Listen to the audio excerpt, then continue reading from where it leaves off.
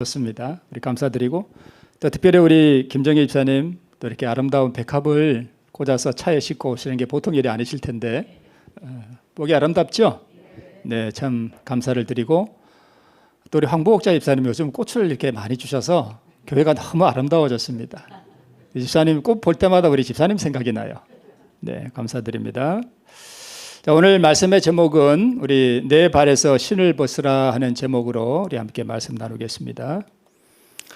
자, 우리 다 아시겠지만 이스라엘 백성들이 출애굽한 다음에 가나안 땅에 들어가죠. 근데 출애굽했으면 그냥 가나안 땅에 바로 들어가서 평안히 살면 되는데 이상하게 그냥 들어가는 게 아니라 가나안 땅에는 누가 살고 있어요? 아주 강대한 이민족들이 살고 있단 말이에요. 하나님께서 그 미리 다 이렇게 쫓아내시고 평안히 들어가게 하시면 될 텐데 왜 그런 걸 전쟁을 하라고 하셨을까? 그렇죠? 그래서 가나안을 정복해야 되는 이 정복 전쟁은 여러분 우리가 구원을 얻었다 할지라도 우리 안에는 뭐가 남아 있는가 하면 자아라는 게 남아 있어요. 죄의 본성이 남아 있어요. 그렇죠? 그래서 이 죄의 본성과 끊임없이 뭐 해야 돼요? 싸워야 돼요. 그러면 우리 사사기, 그러니까 여호수아, 사사기 이런 책들이 우리에게 무엇을 가르쳐 주는가 하면 바로 우리 죄의 본성, 즉 자아를 어떻게 우리가 정복해야 되느냐 하는 것을 가르쳐 주는 교과서예요. 그렇죠?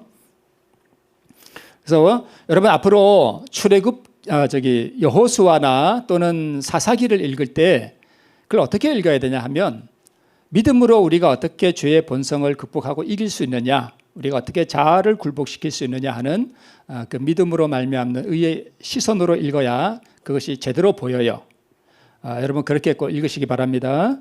그래서 가나안 정복 전쟁은 우리의 죄의 본성을 정복하는 전쟁임을 여러분 기억하시기를 바라고요. 굴복되지 않은 자아가 곧 뭐예요? 죄예요. 굴복되지 않은 자아가 곧 죄입니다. 그러면 회개라고 하는 건 죄를 버리는 거잖아요. 그죠? 그러면 회개를 다른 표현으로 하면 자아를 뭐 시키는 거예요? 굴복시키는 게 그게 회개예요. 우리 지난 저녁 시간인가 잠깐 언급했지만 회개는 이렇게 눈물, 콧물을 쏟을 수도 있어요. 그죠? 할 수도 있지만 진짜 회개는 막 눈물, 콧물 빼는 게 회개가 아니라 뭘 굴복시키는 거예요? 자아를 굴복시키는 게 그게 바로 회개라고 하는 것을 우리가 분명히 알고 계셔야 합니다. 자, 이 성은 무슨 성인지 저도 모릅니다. 하나 어디서 주워 왔는데 이게 이제 여리고 성이라고 합시다. 참 튼튼해 보이죠? 빈틈없어 보입니다. 그런데 이 여리고 성을 하나님께서 정복할 때에 이 성 안에 사는 짐승들, 어린 아이까지라도 다 뭘 시키라고요? 전멸시키래요. 사랑의 하나님이 어떻게 그러실 수가 있을까? 그렇죠? 그냥 다 없애래요. 그 하나님이 무서운 하나님 같잖아요. 그런데 그럴 이유가 있어요. 왜냐하면 이 여리고성 안에 사는 거민들은 무슨 신을 섬겼는가 하면 달신을 섬겼어요. 무슨 신요? 달신. 그 달신 이름이 아스다롯이에요. 그걸 섬기면서 아주 탐욕스럽고 죄악으로 가득한 그러한 그 가증한 우상 숭배와 타락의 아주 깊은 심연에까지 들어간, 그래서 그 인근 지역에까지 그 가마를 끼쳐서 다 타락시켜 버리는 아주 더러운 성이었습니다. 그래서 진멸하라고 하신 거예요.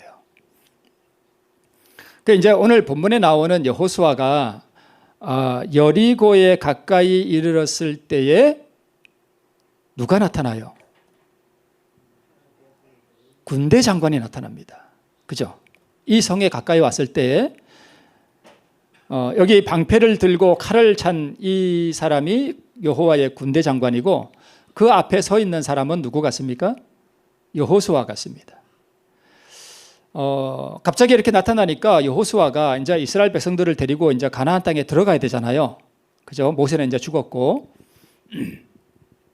그래서 무슨 말씀을 하시려 하나이까 하고 그랬더니까 이 여호와의 군대 장관이라는 분이 한 말이 뭐냐 하면 내 발에서 뭘 벗으래요? 신을 벗으래요. 내가 선 곳은 뭐하니까? 거룩하니까 신을 벗으라고 말씀하셨습니다. 자, 그런데 우리가 성경을 읽다 보면 이미 전에도 한번 누구 보고 신을 벗으라 한 적이 있었죠. 하나님께서 누구 보고요? 네, 모세 보고 그런 적도 있습니다. 출애굽기 3장 5절에 보면 하나님이 가라사대 이리로 가까이 하지 말라. 너의 선 것은 거룩한 땅이니 내 발에서 신을 벗으라 하고 모세가 그 떨기나무, 불 붙는 떨기나무 앞에 왔을 때 그 말씀을 하신 적이 있습니다. 그런데 여기 여호수아 5장 15절에 보니까 또 하나님께서 여호수아에게 이번에는 내 발에서 뭘 벗으라고요? 신을 벗으라. 내가 선 곳은 거룩하니라 이렇게 말씀하셨습니다. 그러면 모세가 선 그 거룩한 땅은 원래 거룩한 땅인가요? 아니죠. 왜 거룩한 땅이에요? 하나님께서 거기 뭐 하셨으니까요? 임재하셨으니까 거룩한 땅이 된 거예요. 자, 여러분, 어떤 분들은 요즘 이렇게 교회에 어떻게 우리가 성전에 신을 신고 들어오냐? 성전에 들어올 때는 신을 벗고 들어와야 되지. 요즘 그 시골에 사시는 우리 오래 신앙하신 분들은 그런 분들이 있어요. 그죠? 여러분, 성전 안에는 신발을 신고 들어오면 안 되나요? 그건 아니죠? 네, 그건 아닙니다. 그리고 여기 단상은 좀 거룩한 것이고 이쪽 아래는 좀 덜 거룩한 곳인가요? 그것도 아닙니다. 그죠? 어떤 분들은 여기 올라오는 걸 되게 여기는 거룩한 곳이기 때문에 뭐 그런 정신은 좋아요. 그죠? 마음은 좋은데 실제로 그렇지는 않습니다. 여기가 덜 거룩하고 여기가 더 거룩하냐 이게 중요한 게 아니라 뭐가 중요한 거예요? 우리 정신과 마음이 중요한 것이에요. 그죠? 그래서 어떤 교회는 교회 신발을 신고 돌아야 되냐 벗고 돌아야 되냐 이것도 다툼을 하는데 다툴 필요가 전혀 없습니다. 신고 들어와도 되고 안 신고 들어와셔도 됩니다. 그런 것으로 교회가 분열되면 안 되겠죠. 이게 뭐예요? 신발입니다. 신을 벗으라 그랬는데 이 신발 자체는 무슨 특별한 의미는 없어요. 모세에게도 하나님께서 불 붙는 가시덤불 속에서 말씀하시기를 신을 벗으라고 하셨고 여기 또 여호수아 앞에서도 이렇게 나타나셔서 신발을 벗으라고 이렇게 말씀하셨습니다. 자, 그러면 신발을 벗으라라고 한 그 영적 의미가 무엇일까요? 왜 신발을 벗으라고 하셨을까? 모세와 여호수아에게 그 신발을 벗는 것이 무엇을 의미하는지 그 우리 영적 의미를 한번 찾아서 우리가 좀 한번 살펴보겠습니다. 이 그림 여러분 기억하시죠? 생각나시죠? 언제적 그림이신지. 자, 여기 서 있는 할머니는 나오미고 이렇게 끌어안는 여자는 누구고요? 룻이고 그 다음에 눈물을 훔치면서 돌아선 여자는 오르바입니다. 그죠? 나오미의 남편 엘리멜렉과 그 두 아들과 나오미가 이스라엘 땅에 흉년이 들어서 재산을 다 팔아가지고 어디로 갔는가 하면 모압 땅으로 갔습니다. 모압은 그 요단강 사해 바다 사해가 있고 그 오른쪽 동편 그 약간 아래가 모압 땅이에요. 글로 갔습니다. 갔다가 두 아들도 다 죽고 또 남편도 죽고 그리고 시어머니와 두 자부가 세 여인이 이스라엘 땅으로 돌아올 때의 장면이 바로 이 장면입니다. 그냥 넘어갈게요. 이 여자는 누구 같습니까? 룻이겠죠. 돌아와서 먹을 게 없으니까 먹고 살아야 되잖아요. 뭐 땅이 있는 것도 아니고 다 팔아버렸으니까. 그래서 이 룻이 뭐 하러 다녔는가 하면 이삭 주우러 다녔습니다. 그때가 마침 보리배는 때였어요. 그래서 어떤 밭으로 이렇게 가서 우연히 밭에 가서 이삭을 줍다 보니까 그 밭이 누구의 밭이었는가 하면 보아스의 밭이었어요. 그래서 거기서 이제 사랑의 로맨스가 일어나죠. 그래서 이제 나오미가 시키는 대로 이 룻이 추수할 때 이 보아스가 이제 추수가 하니까 즐겁잖아요. 그래서 먹고 마시고 노젓가리 밭에 가서 이렇게 밤에 아마 잠을 잤나 봐요. 나오미가 뭐라고 시켰냐면 가서 그 발치에 가서 누워라 이렇게 시켰어요. 그래서 이 그림은 사실 약간 조금 잘못되지 않았나 싶어요. 진짜 그림은 이렇게 이불을 덮었잖아요. 혼이불 같은 거. 그러면 잘 때 어떻게 하는가 하면 옆에 눕는데 그러니까 이불을 발에서 이렇게 벗겨요. 그러니까 발이 드러나게. 무슨 의미인지 아시죠? 사람은 어디가 따뜻해야 잠이 오죠? 발이 따뜻해야 돼요. 개는요. 입이 따뜻해야 돼요. 개들이 보면 따뜻한 데 입 대고 자잖아요. 그죠? 사람이 자다가 발을 시원하게 하면 잠이 깨기 쉬워요. 그래서 이제 이불 발치를 들고 이렇게 누워 있었다니까 보아스가 잠이 깼습니다. 그래서 깜짝 놀랐죠. 웬 여인이 자기 옆에 누워 있는 거예요. 누구냐? 그랬더니까 룻이에요. 그때 룻이 한 말이 이거예요. 당신의 옷자락으로 시녀를 모아서서 덮으소서. 당신은 우리 기업 물을 자가 됨이니이다 라고 보아스에게 이야기를 해요. 야, 여기 기업 물은다는 게 도대체 무슨 뜻일까요? 기업 물은다. 이게 무슨 뜻인가 하면, 자, 보세요. 기업 물은다는 게 무슨 뜻이냐면, 근족이, 즉 친척이 다른 사람에게 팔아버린 재산을 다시 뭐 해주는 일요? 사주는 일. 지금 이 나오미의 가족들은 베들레헴에 있는 땅과 재산을 다 뭐 했습니까? 팔아버렸어요. 그리고 그 팔아버린 재산을 가지고 어디 갔어요? 모압 땅에 갔다가 다 털터리가 돼가지고 다시 온 거예요. 그러니까 재산이 이제 아무것도 없잖아요. 그죠? 그러면 이 친척 중에 한 사람이 그 재산을 팔아버린 땅을 다시 뭐 해주는 거예요? 사서, 자기 돈으로 사서 다시 주는 거예요. 그걸 기업 물은다 그래요. 또 하나, 근족이, 친척이, 예를 들어서 제가 이렇게 있는데 제 사촌이 너무 가난해가지고 어디 종으로 팔려갔어. 그러면 가장 가까운 친척이 나라 그러면 내가 가서 돈을 주고 그 종을 사서 뭐 해시켜줘야 돼요? 해방시켜줘야 돼요. 그걸 기업 물은다 그래요. 또 하나, 친족이 원수에게 살해되었을 때 내가 뭘 갚아줘야 돼요? 원수를 갚아줘야 돼요. 그것도 기업 물으는 거예요. 그다음에 또 근족이 자녀가 없이 과부가 되었을 경우 그녀와 뭐 해줘야 되는가 하면 결혼해주고, 후손은 예를 들어서 제가 남자인데 제 친척이 과부가 됐어. 그럼 제가 그 여자와 뭐 해주는 거예요? 결혼해줘.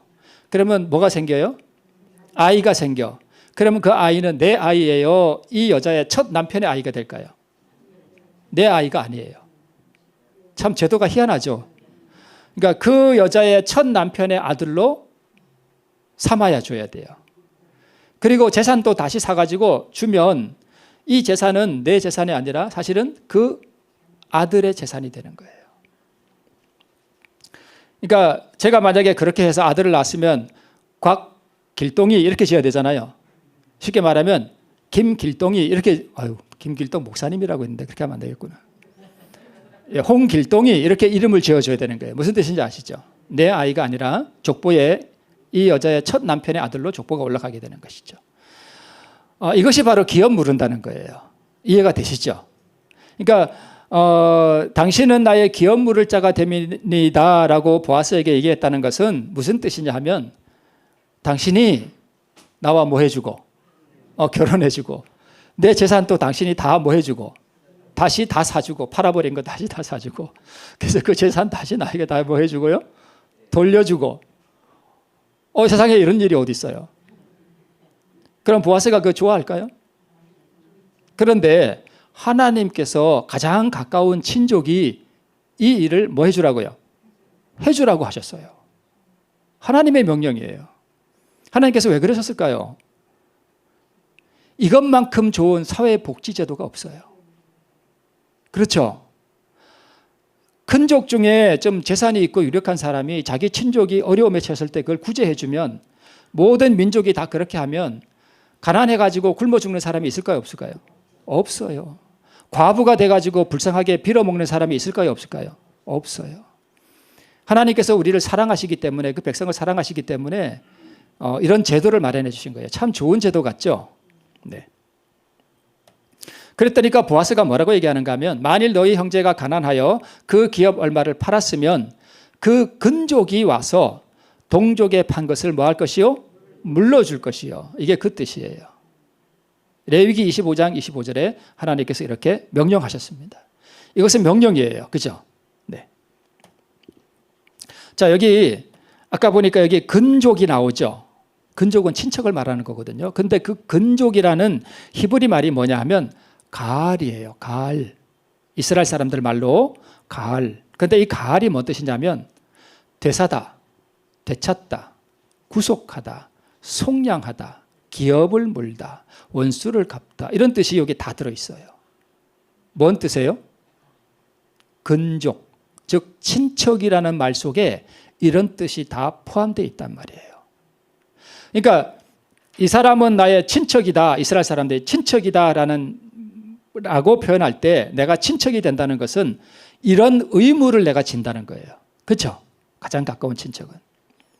자, 근데 여러분, 우리의 가장 가까운 근족이 누굴까요? 여기 그림에 나오잖아요.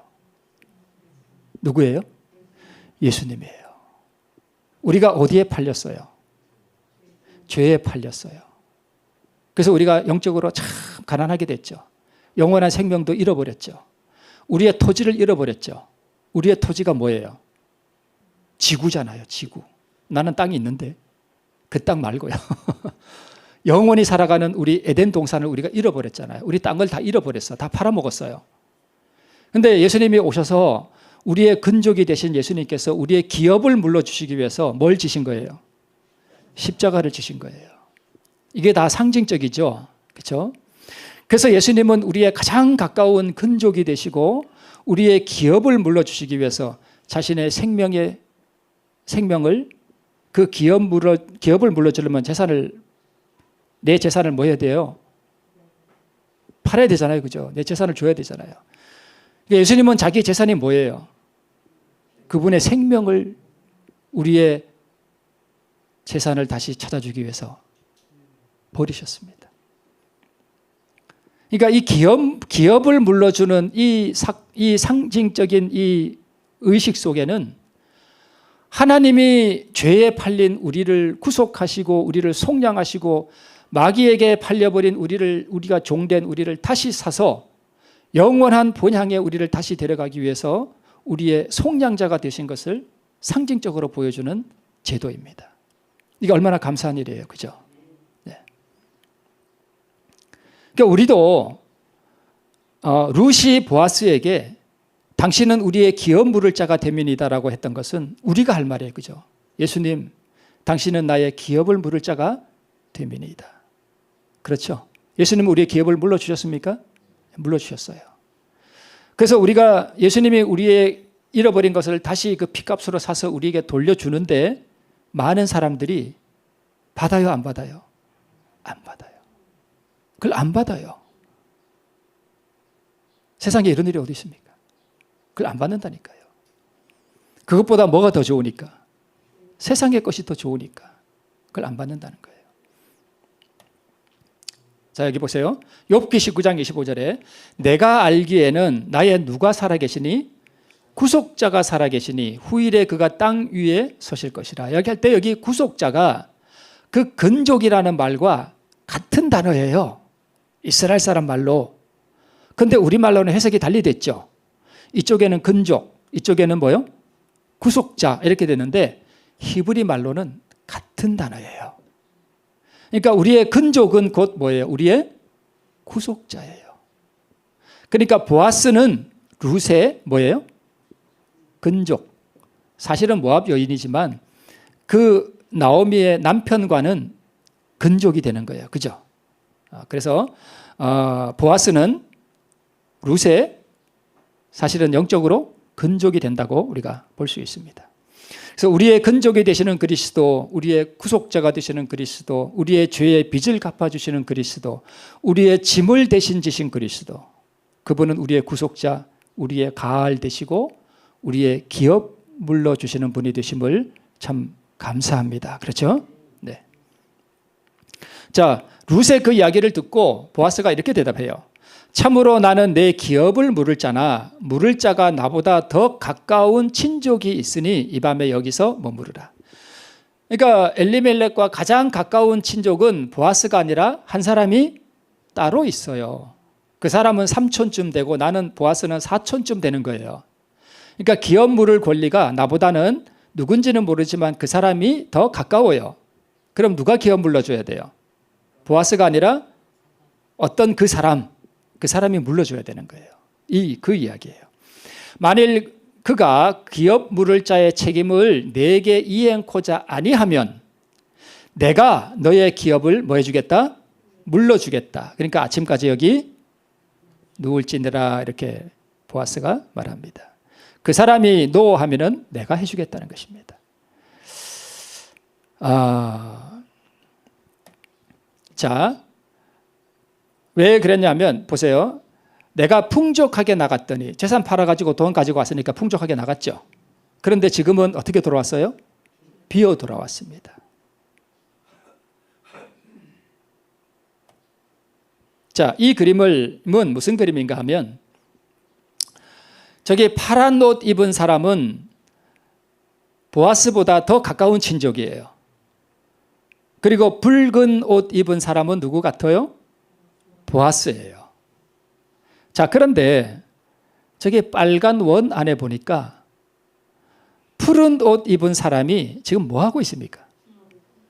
뭘 주고 있어요? 신을 주고 있네요. 그죠? 신을 주고 있죠. 그리고 보아스는 그 사람에게서 뭘 받고 있어요, 지금요? 신을 받고 있어요. 신을 주려면 내 발에서 뭘 벗어야 돼요? 신발을 벗어야 돼요. 그래서 신발을 벗어서 보아스에게 주었습니다. 자, 내가 물으려면 물으려니와 내가 물으지 아니하려거든 내게 구하여 알게 하라. 네 다음은 나요. 이게 보아스가 그 가까운 친족에게 하는 말이죠. 네가 물러. 그리고 네가 안 하면 내가 할 테니까 그 다음은 나야. 그 외에는 물을 자가 있다 없다? 없다. 그가 가로되 내가 물러주겠다 그랬습니다. 처음에는 내가 물을 거야 그랬습니다. 그랬더니까 보아스가 이렇게 얘기해요. 보아스가 가로되 네가 나오미의 손에서 그 밭을 사는 날에 곧 죽은 자의 아내 모압 여인 루색에서 사서 그 죽은 자의 기업을 그 이름으로 있게 하여야 할지니라. 아까 말씀드렸듯이 내가 낳은 아들이 곽길동이가 아니라 홍길동이가 된다 그 뜻이에요. 그죠?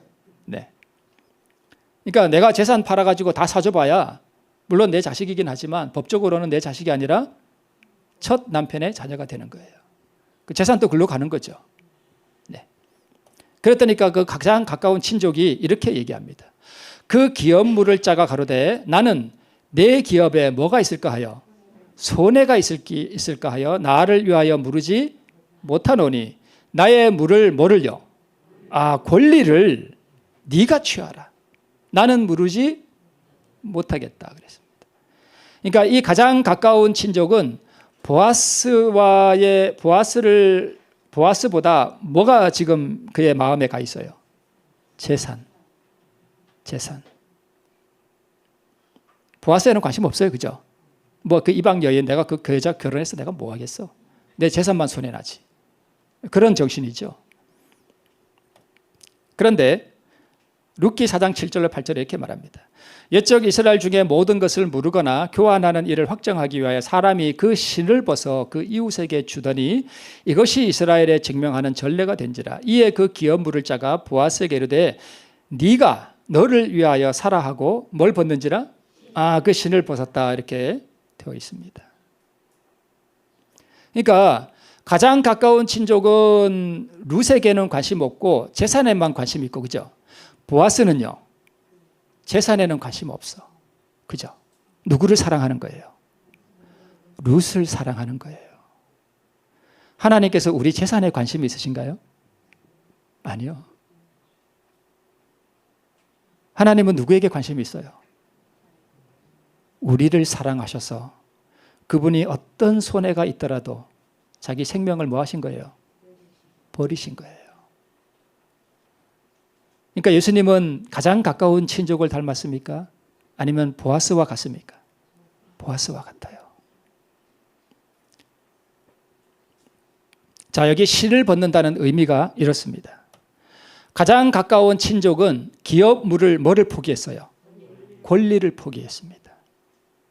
보아스에게 기업 물을 권리를 뭐 했습니까? 위임해 줬습니다. 그렇죠? 네. 자, 그러므로 신을 벗는다는 것은 자신의 권리를 포기하고 다른 이에게 뭐 하는 거예요? 위임하는 거예요. 그리고 자기의 소유권을 다른 사람에게 뭐 하는 거예요? 넘겨주는 거예요. 이게 신을 벗는다는 의미입니다. 자, 다시 우리 본문으로 돌아가 보겠습니다.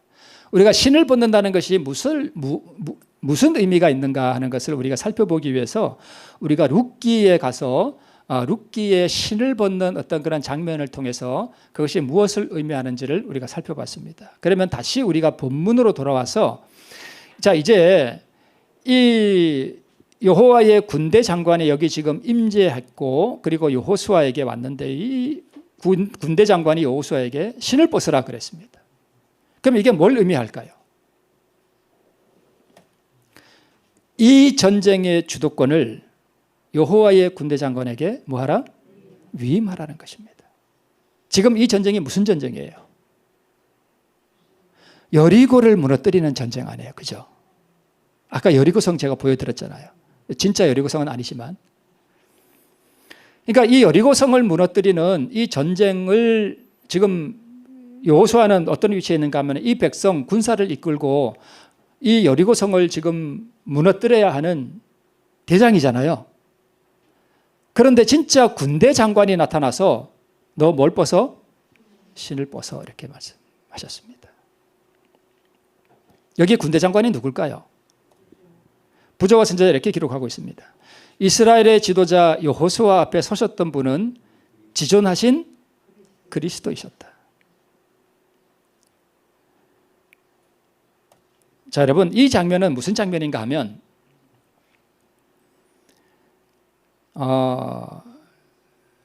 엘리사 시대 때 아람 군대가 이스라엘을 쳐들어왔는데 자꾸 지거든요. 근데 아람 왕이 우리 지금 내통하는 스파이가 있다. 우리가 어떻게 가기만 하면 미리 이스라엘 군사들이 와서 다 매복하겠다가 우리를 치고 그러냐. 그랬더니까 신하들이 뭐라 그랬냐면 그 나라에는 아주 훌륭한 선지자가 있어서 다 알려준다 그랬습니다. 그러니까 아람 왕이 그 선지자가 어디 있냐 하니까 도단에 있습니다 그랬더니까 아람 왕이 군사들을 이끌고 도단성을 뺑 둘러쌌습니다. 그랬더니까 엘리사의 종이 자기 성을 둘러싼 아람의 군대를 보고 뭐가 났을까요? 겁이 났습니다. 그때 하나님께서 엘리사가 기도하죠. 하나님, 이 종의 뭘 열어서요? 눈을 열어서 그 도단성을 둘러싼 아람 군대를 또 둘러싸고 있는 뭘 보여주신 거예요? 하늘 군대를 보여준 거예요. 지금 이 성에 누가 내려와 있습니까? 하늘 군대가 내려와 있는 거예요. 천사의 군대가 내려와 있었던 거예요. 그걸 보고 이 종이 얼마나 놀랐겠어요, 그죠? 눈을 여니까 그게 보였던 거예요. 그럼 여러분, 제가 질문 하나 드릴게요. 여호와의 군대 장관이 그리스도이시고 그분이 군대 장관으로 지금 여리고성과 전쟁을 하는 거기 내려오셨다면 누구도 내려왔을까요? 군대도 내려왔다는 뜻입니다. 그렇겠죠? 그럴까요? 그래요. 맞아요. 군대 장관이 왔는데 군대 장관이 혼자 오겠습니까? 군대가 같이 오죠. 그러니까 그 여리고성에 지금 이스라엘 백성들은 보지 못하지만 거기에 누가 와 있는 거예요? 하늘 군대가 내려와 있는 거예요. 엄청난 하늘 군대가. 저걸 아마 우리가 봤다면 우리가 아마 기절할 거예요. 그죠? 그 위엄과 그 하늘 천사들의 그 군대의 그 놀라운 그 능력 이런 걸 보고 아마 기절하지 않을까 싶어요. 그죠?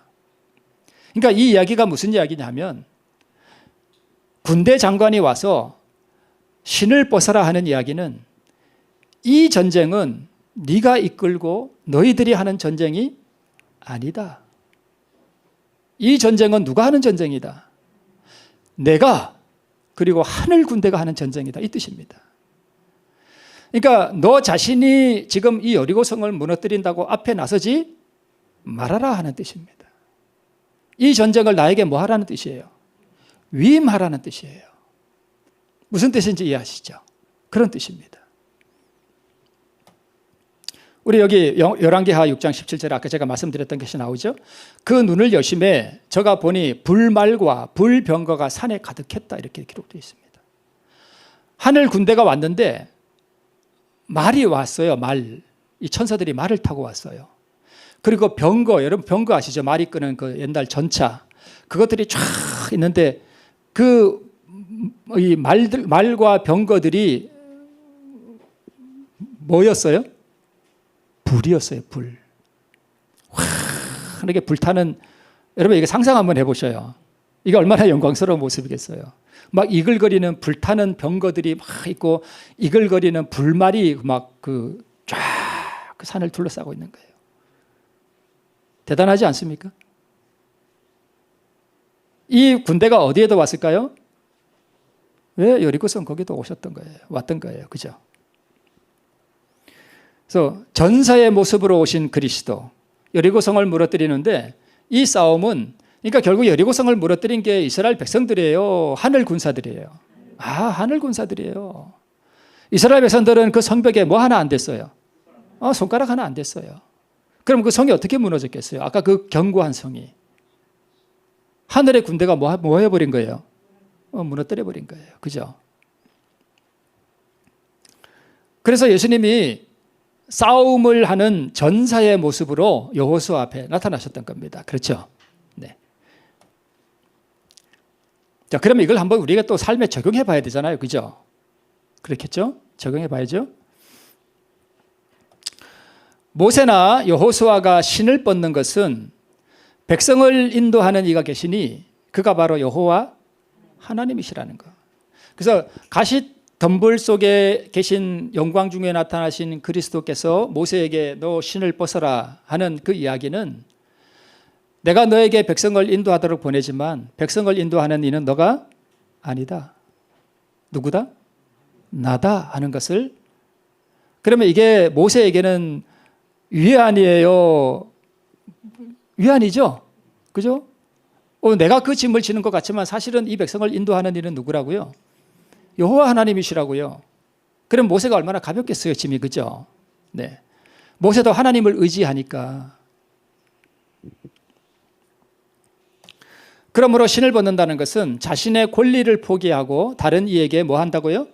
위임한다고요. 첫 번째 그런 뜻이 있습니다. 그러면 여러분 이 교회가 무슨 교회인지 아세요? 혹시 아시는 분? 맞추시는 분은 제가 이따가 상금을 좀 드려야 돼요. 사모님 안 됩니다. 네, 우리 김호국 시장님. 네, 맞습니다. 제가 상금 드려야 되겠네요. 준비는 안 했는데 어떡하지? 저기 아침고요 수목원에 가면 이 교회가 있어요. 진짜 교회는 아니에요. 근데 제가 왜 이 교회를 이렇게 올려놓았는가 하면 제가 그 성남에 가면 그 수정구에 그 말씀드렸죠. 선한 목자 교회라고 있어요. 거기에 유기성 목사님 한번 말씀드렸었죠. 제가 이해를 돕기 위해서 그걸 다시 한번 꺼내 볼게요. 유기성 목사님이 그때 오해 있었죠. 교인들이 어떤 장로님에게 손해를 끼쳐가지고, 그죠? 그 목사님이 미안하니까 새벽 기도 해준다. 그거 기억나세요? 네, 그래서 교회에서 소문이 돌았죠. 억울했죠. 억울하죠? 억울하죠. 얼마나 억울해요. 나는 잘못한 거 하나도 없는데 소문은 소문대로 다 나고 교인들이 얼마나 목사님 손가락질했을까. 그러면서 설교하고 나면 목사님 은혜 받았습니다 이러고 가고. 그러니까 참 견디기 어려운 그런 일들이 있었습니다. 그러면 자기가 그런 일을 하지 않았다는 사실을 교인들에게 말할 수 있는 권리가 그 목사님에게 있나요? 있죠. 왜요? 자기가 안 했으니까. 권리가 있죠. 그렇죠? 맞습니다. 권리가 있습니다. 자기는 잘못한 것이 없기 때문에. 그런데 하나님께서 뭐라고 말씀하셨어요? 말하지 말라. 그게 무슨 뜻인가 하면 아무개 목사야 신을 뭐하라? 벗으라는 뜻이에요. 그게 그 뜻이에요. 이해가 되시죠? 우리 삶에 적용하니까 이해가 되시죠? 그걸 말하고 그걸 밝힐 수 있는 권리가 그 목사님에게 있지만 너는 그 권리를 행사하지 마라 뜻입니다. 그러면 그 권리를 포기하고 어떻게 하라는 거예요? 나에게 위임하라는 것입니다. 그러면 그 문제를 누가 해결해 주겠다? 내가 해결해 줄게. 네가 그거 해결하려고 나서지 마라. 네가 나서서 그걸 해결하려고 하면 인간적인 인본주의적으로 네가 그것을 해결하려고 하면 반드시 일을 뭐 하게 된다? 그르치게 된다. 누군가는 또 상처를 받게 된다. 누군가는 마음에 피를 흘리고 교회를 떠날 수도 있다. 그러니까 그것을 너가 해결하려고 하는 그 권리를 네가 행사하지 말고 네 마음의 신을 벗어라. 그리고 그 권리를 나에게 뭐하라? 위임하라는 것이에요. 이해가 되시죠? 신을 벗는다는 게 무슨 의미인지 이해가 되시죠? 그게 바로 그 뜻입니다. 밝힐 권리, 억울한 소문에 대한 자기의 입장을 변호할 수 있는 권리, 억울함을 풀고 싶은 그 권리, 이것을 포기하고 하나님께 위임하라는 뜻이었습니다. 자기가 나서서 싸우고 밝히려고 하지 않았습니다. 위대한 전사이신 그리스도에게 그 목사님은 그 권리를 뭐 한 거예요? 위임했습니다. 그러니까 그 교회에 문제가 생겼습니까? 안 생겼습니까? 안 생겼습니다. 나중에 그것이 밝혀졌을 때 교인들은 그 목사님이 직접 나서서 이러쿵저러쿵 밝히는 것보다 목사님이 침묵한 것에 대해서 목사님을 더 뭐 하게 됐을까요? 존경하게 됐을 겁니다. 이것이 신을 벗는다는 의미입니다. 이것이 권리를 포기한다는 의미입니다. 그런데 신을 벗으면 어떤가요? 그 이스라엘 땅은 우리처럼 이렇게 시멘트 바닥이 아니죠. 이런 땅이에요. 이런 땅에서 신을 벗으면 어떻게 되죠? 발이 다 까지겠죠. 신을 벗으면 고통스러워요. 자기 권리를 포기하면 고통스럽습니다. 그래서 그 목사님도 고통스러워했잖아요. 울었잖아요. 그죠? 너무 힘들어서. 힘듭니다. 고통스러운 경험이에요. 그러나 신을 벗으면 그 나머지는 하나님께서 다 해결해 주셔요. 그죠? 자기 권리에 대해서 조금도 양보하지 않으려는 사람이 있습니다. 그렇죠? 그런 사람이 있어요. 그런 사람은요, 믿음이 무엇인지 모르는 사람이에요. 신을 벗는다는 게 무엇인지 모르는 사람이 자기 권리를 조금 더 양보 안 하려고 그래요. 누가 이렇게 좀 양보해달라고 부탁하면 차를 운전하고 가는데 이렇게 교차로에 이렇게 누가 이렇게 끼어들면 양보 안 하는 사람이 있죠. 보면서 휙 앞에 먼저 가고. 사실 저도 그랬어요. 근데 이제 안 그러려고 많이 노력합니다. 믿음으로. 저는 뭐 거룩해서 이런 얘기 하는 거 아닙니다. 네. 너의 삶의 문제를 너 자신이 해결하라고 하지 말아라. 내가 너의 삶의 인도자가 되게 해라. 모세와 여호수아는 신을 벗는 행위를 통해서 이것을 뭐 했어요? 깨달았습니다. 백성을 인도하는 이는 너희가 아니라 누구다? 나다. 여호와 하나님이다 하는 것을 그들로 하여금 철저하게 인식시켰습니다. 그래서 여호수아는 그 위대한 전사이신 그리스도께서 군대 장관으로 오셨을 때에 내 신을 벗어라 하는 그 의미가 무엇인지를 여호수아는 잘 알았습니다. 그렇죠? 네. 너가 애쓰지 말고 하나님께 위임해라. 많이 힘들지? 힘들더라도 너가 해결하려고 하면 반드시 일을 그르친다. 너가 하지 마라. 나에게 위임해라. 신을 벗어라. 너의 권리를 찾아 먹으려고 아둥바둥 애쓰지 말아라 하는 뜻이에요. 이해가 되시죠? 네. 손해보듯 약간은 바보처럼 뭐하라? 양보하라는 뜻이에요. 여러분 약간 바보처럼 사세요. 아둥바둥. 그러면 하나님께서 너를 뭐 해주실 것이다? 높여주실 것이다 라고 말씀하시는 거예요. 이게 왜 옥수수예요? 맛있게 보이죠? 왜 옥수수를 올려놓으셨을까? 제가 꽤 오래전에 들은 얘기예요. 이거 별 상관은 없는 얘기인데 어떤 집사님이 인터넷으로 옥수수를 샀대요. 두 사람이 한 교회에 두 집사님이 옥수수를 샀대요. 한 사람에게서. 근데 와서 이렇게 펼쳐보니까 저 사람은 30개 들었는데 나는 세보니까 29개야. 그래서 전화했대요. 옆에 있는 사람은 30개인데 나는 왜 29개예요? 그랬대요. 제가 옛날에 들은 얘기예요. 제가 거짓말 안 합니다. 좀 하나 더 먹으면 어떻고 덜 먹으면 어떻습니까? 그죠? 근데 이런 사람이 있어요, 없어요?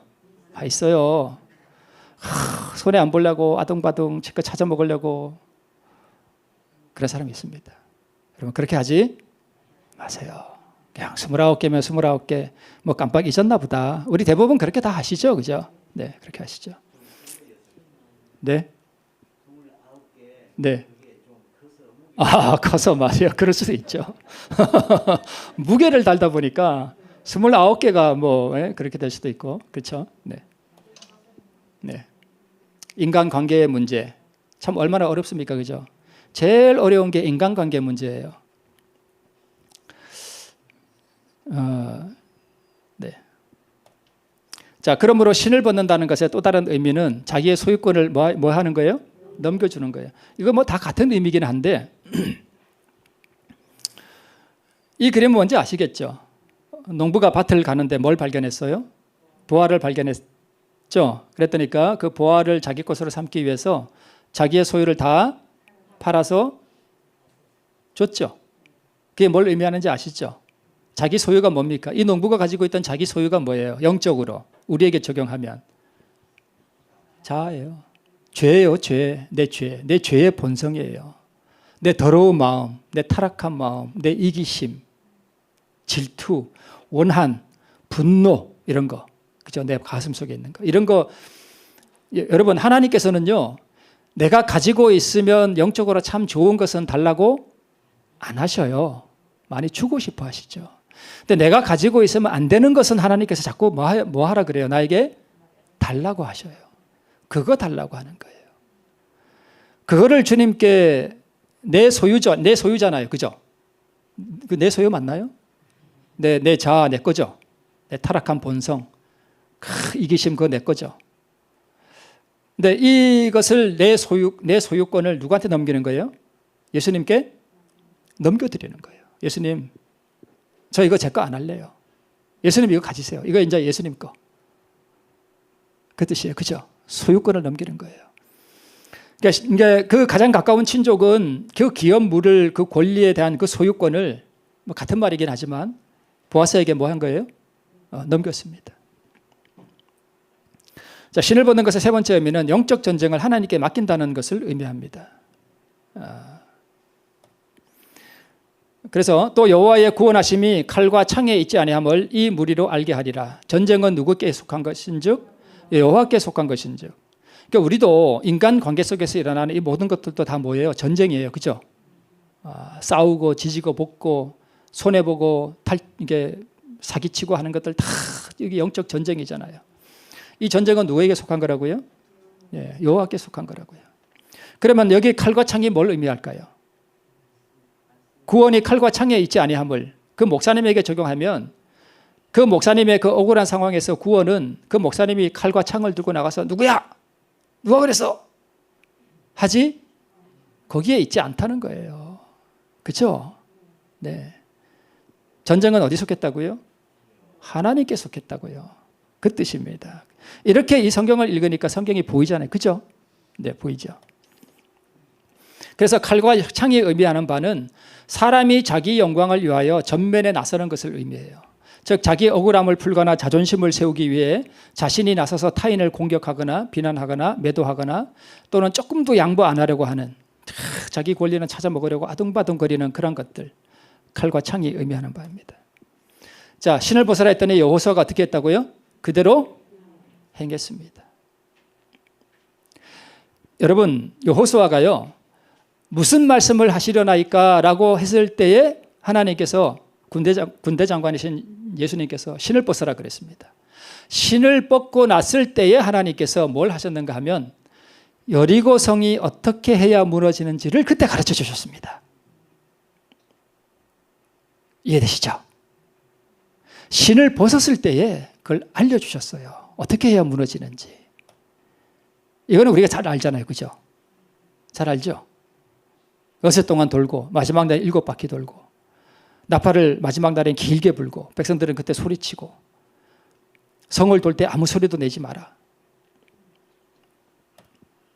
그러므로 신을 벗는다는 것은 하나님께서 주시는 자아를 정복하는 이 전쟁에 있어서 내 뜻이나 내 계획대로 내 감정대로 하지 않고 하나님께서 주시는 지시를 믿음으로 행하겠다는 언약을 맺는 게 바로 신을 벗는다는 거예요. 그렇죠? 여러분 이 언약을 하나님과 꼭 맺으시기를 바랍니다. 네. 너 보기에 좋은 것을 포기하라는 것은 내가 더 좋은 것으로 내게 주리라는 뭐예요? 보증이에요. 신을 벗으면 하나님께서는 우리에게 정말 좋은 거 주실 것입니다. 너 보기에 좋은 것을 포기하라는 것은 더 좋은 것으로 내게 주리라는 뭐라고요? 보증이라고요. 우리 마음의 신을 벗고 우리 하나님께서 주시는 그 놀라운 자아를 정복하는 그 전쟁에 있어서 승리하는 우리 모두가 되기를 바라면서 말씀을 마치겠습니다.